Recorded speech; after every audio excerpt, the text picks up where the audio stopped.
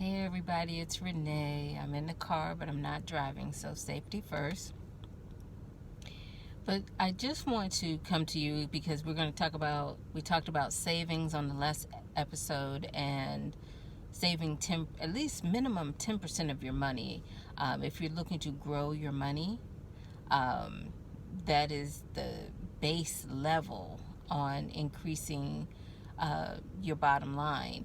And so, and I don't want to rush through that piece of it, because if you can't conquer saving 10% of your earnings, your gifts, your unexpected money, um,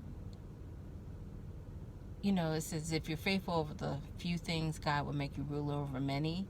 And um, so no matter how much money you make, you want to be disciplined in that area. And so before we get into talking about investments, let's make sure that we have that piece down. And so, like I said, ways of saving your money, you could have it automatically taken out of your account. Nowadays, we have computer access. You can transfer money, funds.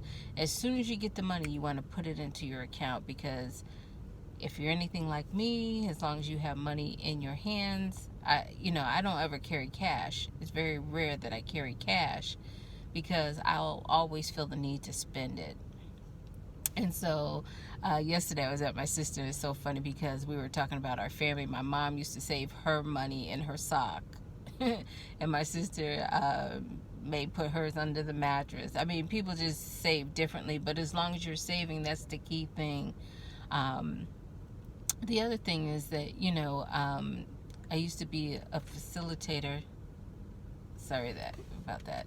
Used to be a facilitator for Dave Ramsey, and so he has an envelope system. And so back in the day, I know some of you young people don't know about this or are aware of this, but stores used to have a layaway plan where you would go pick out an item you wanted, and you would just pay on it, and then once you paid the full amount, then you take that item home.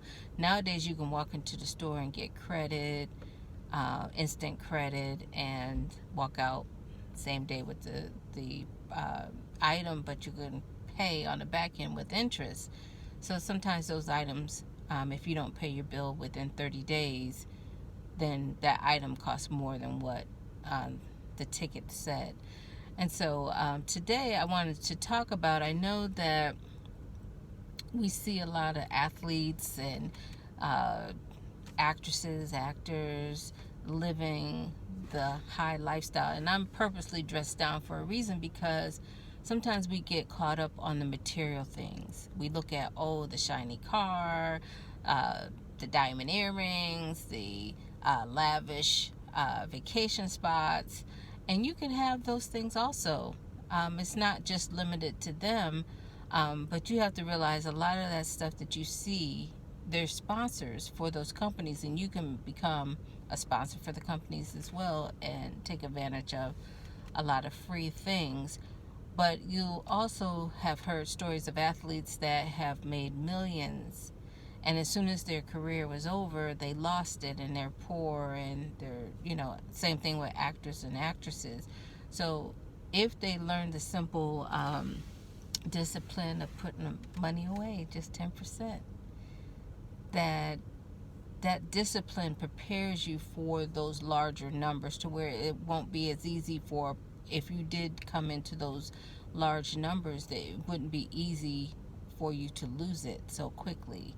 You'll have it as long as you want to have it, and you could pass it on to your children and to their children. And so don't get caught up in looking at the shiny objects, because you'll be surprised when you look in a crowded room. It's very, it's usually not the flashy people. Those are not usually the millionaires. There's terms, new money, old money. Like, for instance, the Queen of England and Prince Charles, and I don't know all their names, but they're born into money. That's considered old money. New money is somebody that builds themselves up from their bootstraps up to become a millionaire, billionaire, whatever your goals are there. and but they work their way up to that level. But you want to get to a point of where you're working, saving your money, that eventually will take the monies and put it into good investments to where our money is now working for us, and we don't have to work as hard because our money, it will multiply. And so that's what we're going to talk about, the simple things in life. Don't get caught up on the shiny objects, because you could drive anything you want, you could live anywhere you want.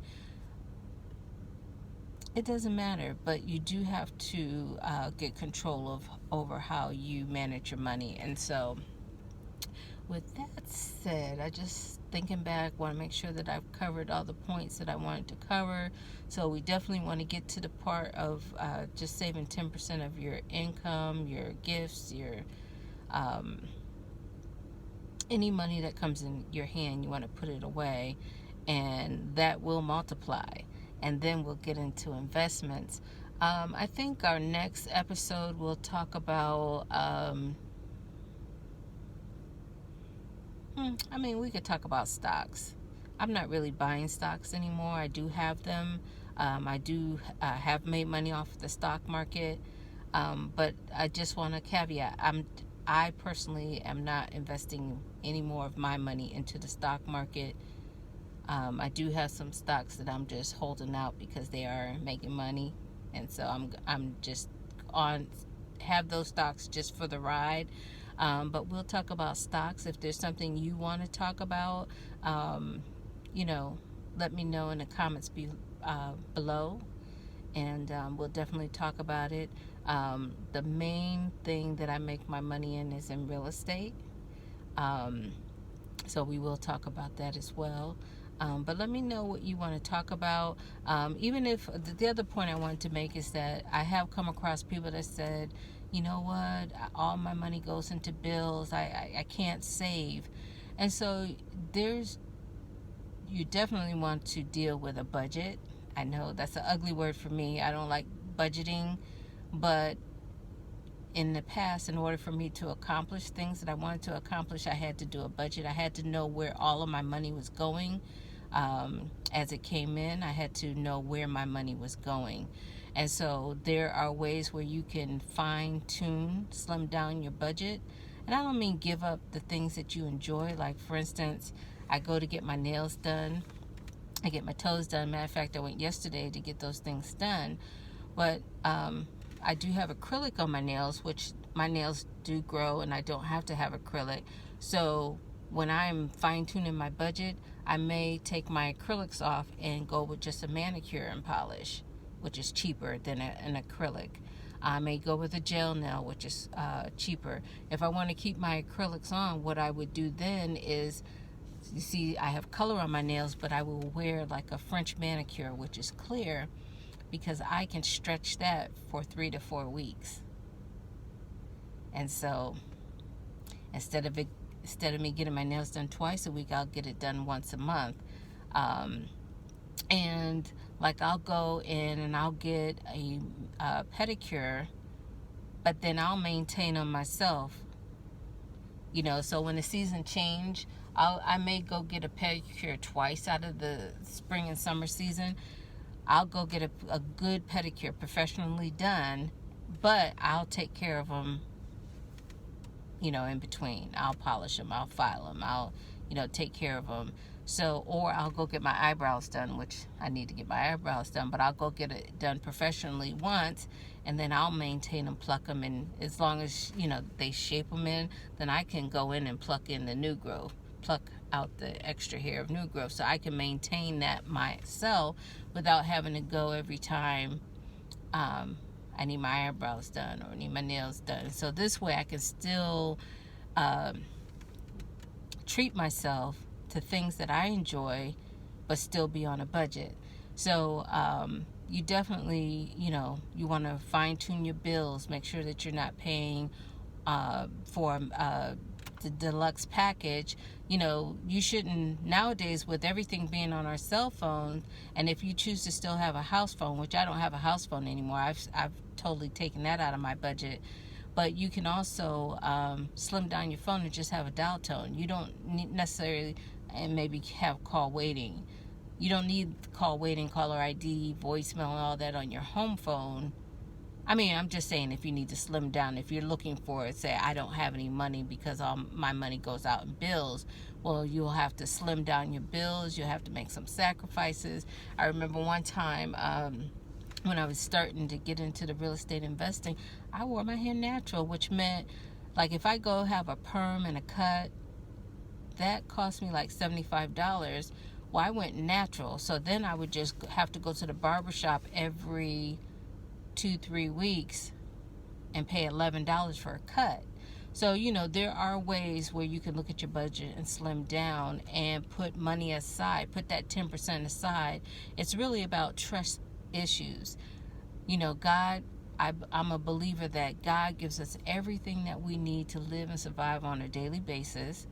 I believe he gives us everything we need as far as extras for our if you want to start a business, if you want to invest, if you want to save, if you want to buy a house or a car, whatever, that he will also give you that money to do it.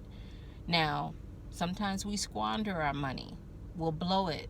He'll give it to us and we'll blow it, and then we're still with our wants list of needs or wants or whatever, whatever we're wanting, we've squandered it. And so that's why you need a budget, to where you could see, you know what, last week I did have that extra money for this or that and I squandered it. I went to Starbucks every day all week.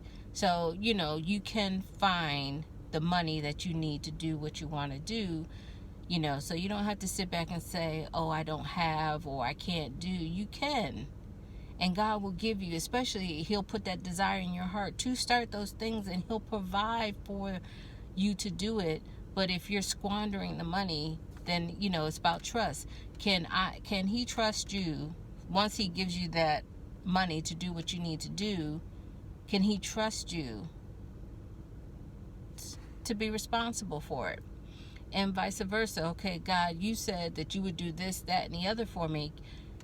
You have to trust him. So a lot of times people, when you say 10% of your earnings, people are just like, oh my gosh, I can't save 10%.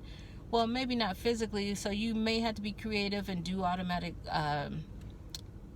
deduction from your check and put it into an account that's not easily accessible. Like, you don't always have to have a debit card associated with your account. So it's up to you. It is a discipline, it's a trust factor, and you'll see that you'll begin to accomplish those things. And once you put action to your faith, it's going to take off. It's going to take off and grow. And you have to be faithful. If you only have bringing in $200 a month, be faithful, putting that 10% away.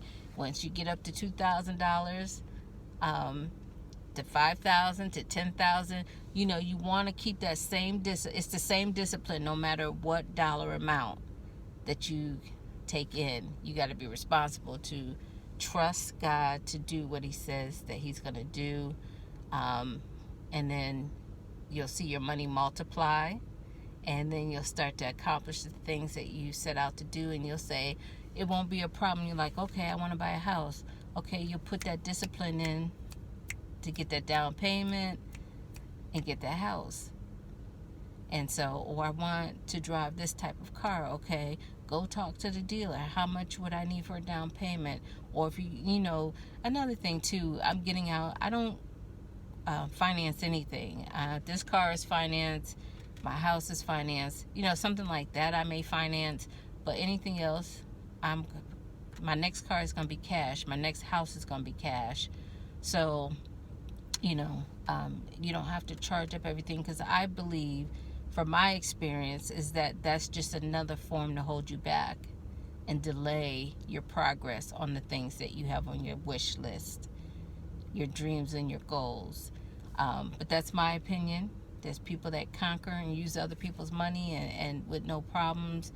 But as soon as something tragic happens, I've seen a lot of people lose stuff too, but it's hard to lose a house that's already paid for or a car that's already paid for. So puts the control back in your hands. So I'm going to end for now. Again, if you have some questions, I will answer your questions on the next episode. Right now, I'm committing to once a week, coming either Saturday or Sunday, doing the episodes, and we'll see how it goes. Yeah. Have a great day.